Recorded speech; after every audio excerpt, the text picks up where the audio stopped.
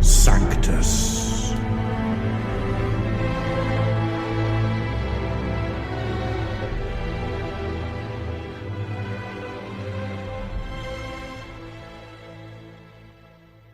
Decimus Tannion stood at the fringes of the crowd that had amassed in the debris-strewn square.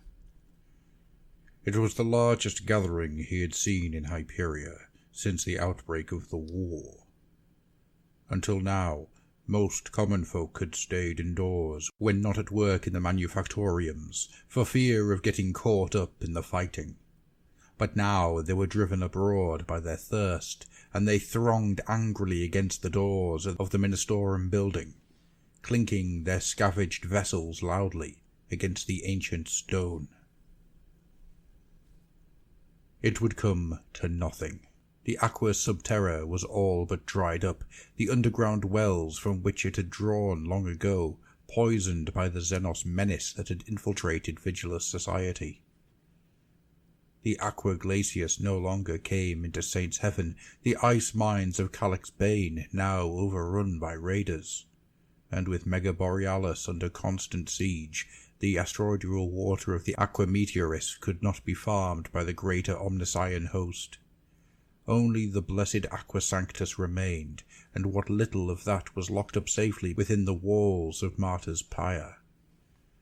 It was reserved for those who did the work of the Emperor, and could not be wasted. Tannion's own thirst had been slaked with the holy liquid only that morning, and he had been granted the great fortune to drink in the presence of his piousness, Pontifex Sleen Galloc, embodiment of the Emperor's will. It must be time for another sup, he thought, seeing all these people was giving him a thirst. The preacher signalled for his bodyguard of faithful vigilant guard to forge a path through the throng, and walked in their wake towards the cathedral's entrance. As they noticed him and recognized his sacred robes, the crowd transferred their attention to him, yelling spiteful invectives in his direction. "Be at ease," he intoned, his voice taking the tone he used so often in his sermons. "The Emperor protects.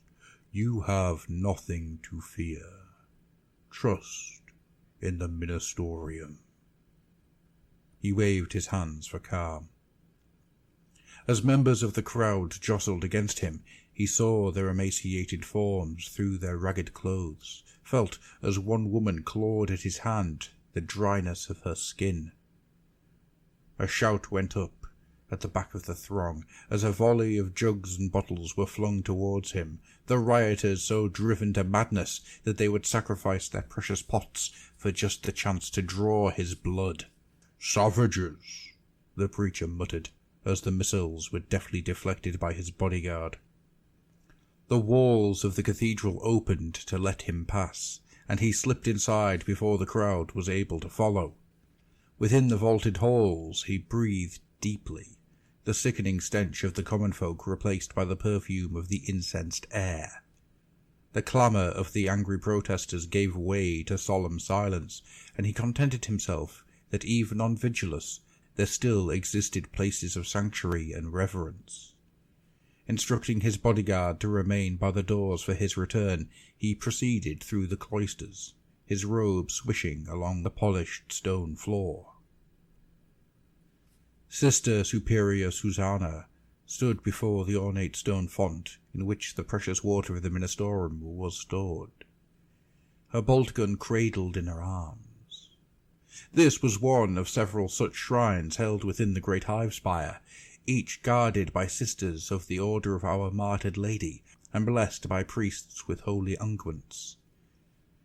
The heady smell of scented smoke that filled the antechamber was so strong it was almost acrid, the flagellants having doubled their allergical sensing since the riots outside had begun. Beside her stood her fellow sister, Zoel, her face, like hers, a mask of quiet contemplation. Yet inside, Susanna was unable to quell a growing unease. Her reverie was broken when the corpulent figure of Preacher Tannion hove out of the fragrant mists and waved an arm grandly to announce his arrival. "My blessed sister," he began, "how sour the tides of fate have turned of late." "Indeed, preacher, this world and its people are at the peril of countless grave dangers." "Its people? Its people?" the preacher blustered. "Nothing but useless wastrels, scoundrels. Who is working in the manufactorums, I ask you? Who is building our guns and producing our ammunition? No one. Selfish, idle, the lot of them. No respect, no gratitude." He was waving his finger at her as if giving a sermon, then remembered himself and lowered his arm. "They are thirsty, preacher. They have nothing." She stopped speaking as the sound of an explosion reached them, and the walls shook with force. "See what that was!" she barked at Zoel, who obediently vanished into the cloisters, bolt gun raised. "A skirmish somewhere in the city, no doubt," the preacher said. "Some Xenos scum giving target practice for the vigilant guard." "It was close," Susanna replied. "You ought to get somewhere safe." Before either of them could act, Zoel returned at a run. "It's the rioters, Sister Superior," she said breathlessly. "They've breached the walls. They're coming in." "Emperor, give us strength," Susanna whispered, as she heard the shouts and rattle of gunfire approaching through the drafty halls. "The sacred cloisters have been polluted, sisters," the preacher cried. "Purge this infestation." The vanguard of the rioting crowd spilled into the chamber, torches and crude weapons held aloft. Zoel raised her bolt gun, and they stopped, their leader spreading his arms out across the gaggle of scrawny protesters in a protective gesture. Susanna saw the man gaze at her with an awed expression. It was a reaction she was used to receiving when she encountered civilians, so unaccustomed they were to witnessing the stature and grace of a sister of battle in the flesh. But his eyes were haunted by suffering, and she found herself stirring uncomfortably beneath his glare. "Please," he said, gesturing to the font with the empty bottle he held in one hand. "We are so thirsty." "Purge them!" Tanyan clamoured.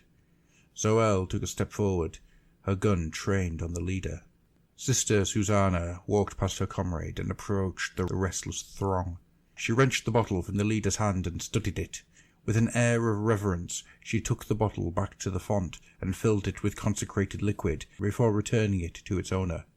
He stared at her blankly for a moment, then met her eyes in understanding. "Sister Superior!" Tanyan raged, backing away to the font and obscuring it with his substantial bulk. "You abandon your duty, the duty to the Emperor?" "No, preacher," Susanna said. "I do not." With a tilt of her head, the Sister Superior issued a wordless order to Zoel, who lowered her weapon and went to her commander's side. The two walked through the crowd, people parting to let them pass like an ocean drawing in before releasing a great wave. Then, as they left the antechamber and passed through the cloisters, they heard the people baying and crying with relief and thankfulness. Their praises rang so loud that the dying shrieks of Preacher Decimus Tanyan could barely be made out at all.